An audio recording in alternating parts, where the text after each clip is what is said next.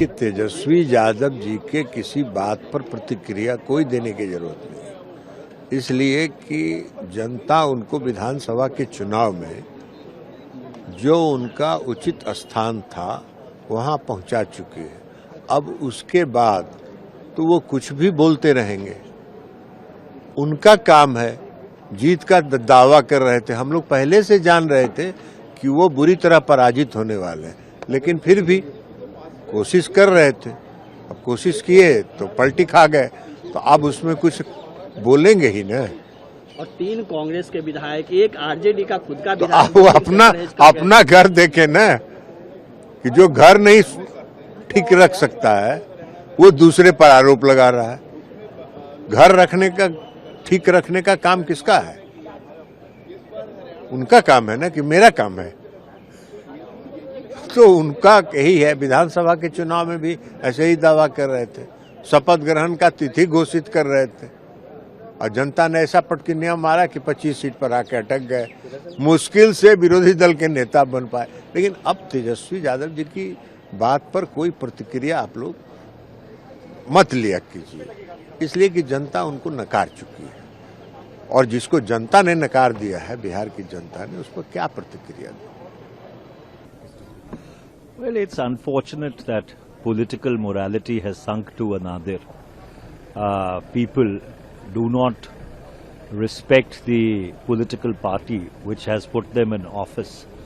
The time has come to seriously relook at the anti-defection law, because these allegations of horse trading in every election, the repeated toppling of governments using extraneous means, what was earlier a retail activity now has become a mega mart activity. So therefore, the whole question of political morality and how legislative action can be more vigorously implemented in order to enforce it, that's the question. But unfortunately, Parliament does not have the bandwidth to discuss those issues which are critical for the survival of our democracy.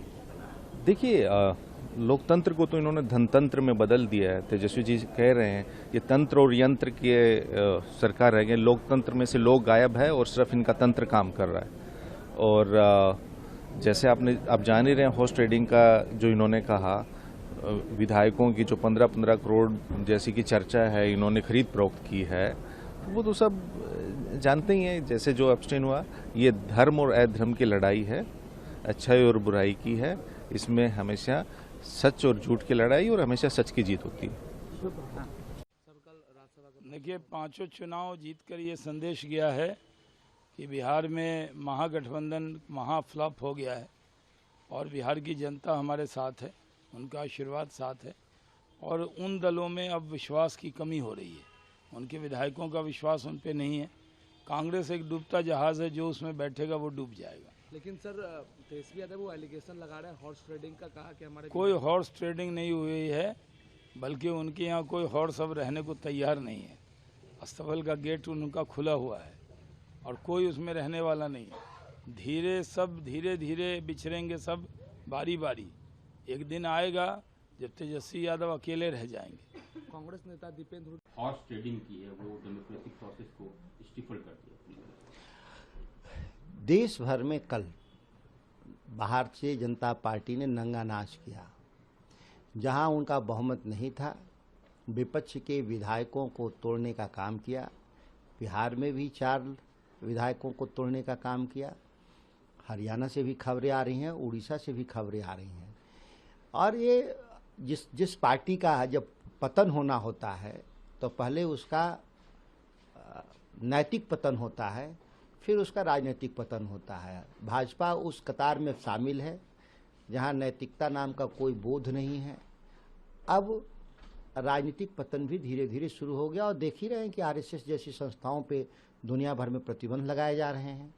खबर ये आएगी कि इनके बहुत सारे लोगों पे प्रतिबंध लगाए जाएंगे, क्योंकि इनके जो एफस्टीन फाइल है उसमें भी तो बहुत सारे लोग का नाम है।